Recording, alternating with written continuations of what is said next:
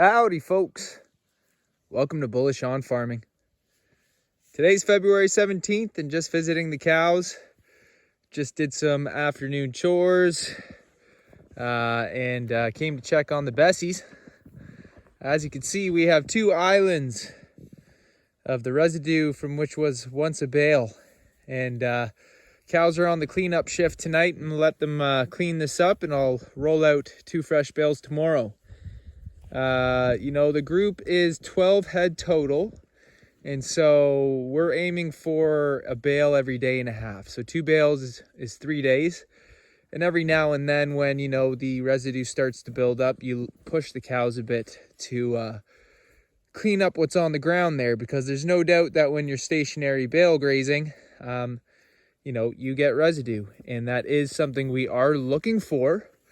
But you can also manage it by allowing your cows to clean up and not train you for a new bale before they actually need it. As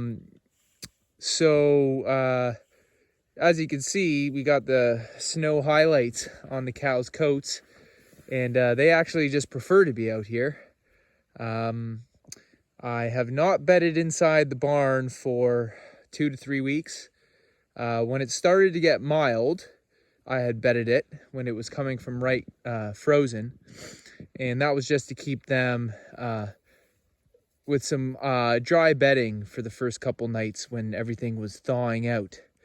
And I just find that when there's that temperature volatility, I like to offer them some dry bedding. And so if the feed or the residue from the feed isn't adequate, like for instance tonight, this is fine for the cows to bed down on when they're done munching. And even over there is decent. And although the barn hasn't been bedded in a while, they've hardly spent time in there. So, it's not so bad.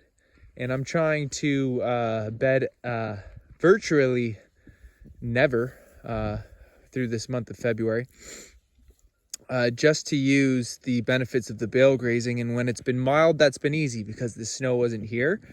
It had melted away. And when that would typically be a challenge because things get mucky, it kind of worked out in our favor, because feeding the bales all kind of really in this area, we've developed a carpet of carbon.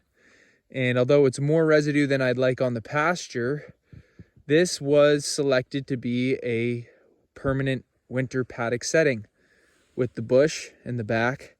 And the 3-strand tensile as a perimeter, and nothing crazy, but moving on the farm in December and getting something ready to hit the ground running with the cows, because just keeping them cooped in the barn wasn't really an option for me. We put this together, and it's been working great. It might change next year, something a bit more substantial, and the plan is to keep the cows on the land as many days out of the year as possible. So in the past, our bale grazing program has been more methodical, in the sense that we would move the cows with poly braid and open up however many bales per day, or 2 or 3 or 4 for the herd, and then just sweep them across the land with the grazing mentality, consuming bales. And I love that. I also love rolling out hay. But talking about what we are doing here and now, that carpet of carbon that's under the snow served well, because if it wasn't there, this area would be punched up and get quite muddy. And we're not looking to turn this into a mud yard. We're using the elements to our benefit of optimizing what we have for conditions. So we can't control if February is going to be mild, and it has been the past 2 years.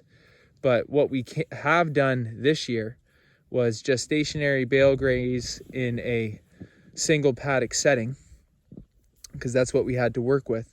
But using the bale grazing, we've created a carbon floor that protects the soil. And so laying down all that carbon, all that seed in the hay mix, come next year, because the cows won't be in here to graze once growing season hits. They're going to be grazing throughout the whole farm. So they won't really be back here for at least 8 to 10 months, because we're hoping to graze well through December and hit January Because the way winter's been, if you have pasture stockpiled, the snow is going to be melting away during the winter times at certain periods that you may not be able to predict, but the opportunity is there. And if we can decrease the amount of hay we're feeding by leveraging the land and managing pasture so that it can be readily available to graze in typically dormant months of the year, or what people would consider dormant months, where your cows are off the land and eating just hay. Well, if we can do that, we will decrease our winter feed costs, which are your highest costs associated with cattle. And we'll be, leveraging the process of photosynthesis, essentially, by allowing the sun to grow the feed for our animals and our animals to work for their feed, by us just managing their rotations to the appropriate fields. And stockpiled fields in the wintertime, if you could graze 2 months out of the winter that you typically were just feeding hay, then you've cut out 2 months of winter feed costs. And imagine you went from feeding hay 6 months out of the year to 3 to 2, and getting it down to where you were perhaps year-round grazing. It all depends on your farm and your climate and your program. And so that's where we're intending to head, but we want to do it in a sustainable way. I did ship all the hay here, and I anticipated to be feeding my cows hay from mid-December, because when we landed here, we did have some grass to graze for the cows close by to here, and all of this was pasture, so they were grazing in this section. But I did ship all my hay, and I have enough to get us well into May, and by that time the cattle will be turned out and we'll be sweeping the farm. And eating vegetation rooted in soil is really the formula for success with these animals, because they thrive on attaining their nutrition through rooted plants. That's what the rumen is for. And so by using that as a strength and offering them feed rooted in soil as many months out of the year as possible, you're working with the design and you're trying to optimize it. And of course, you don't want to force it where it's degenerating your land. We're talking about properly moving the cows so that you're still fertilizing your land, feeding your cows, and eliminating the need for intensive machinery in producing feed for the animals, which is what you need to cut hay. And maybe you just buy your hay, and in many cases I would say that's a wise decision when you consider the upfront cost of hay equipment and the constant maintenance and need for fuel. It's just, sometimes, a lot of the time, you're better off buying hay, especially if your herd is generating cash flow and you're willing to take those costs into consideration, and you're decreasing the amount of months out of the year that you need to feed hay. But anyways, that's a different direction than I think we have time for left in this video. But yeah, so you can see, the cows are doing pretty good. This is a March calf, and he's the youngest one. Actually, I don't think this is a March calf. I think he was born later. But many of the calves in here are March calves. That's a July calf right there. And that's why he's a bit smaller than the rest. But the condition on these cows is looking good.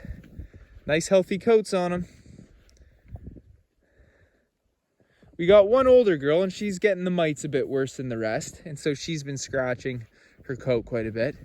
But she raises a fat calf, and she raises it perfectly. And, her time may be coming in the near future to be replaced. But, she's a good girl. So not too much you can do about the mites. Some get it worse than others. But other than her, the rest of the girls are looking good. And so this would be a March calf. It's born end of March. Now that's a nice, healthy looking calf. And then with, a solid grazing season, we're looking forward to packing on the weight on our steers and our heifers, couple to add to the breeding program. This was a April calf, and she'll be in line to breed sometime in the late summer, maybe August. And we don't really want to be, that's not bad. We put the bull in mid-July usually. So, if she's ready to go come August, we got 2 heifers to put in. So all these cows, they're pregnant. They're looking good. Some days, they look really pregnant.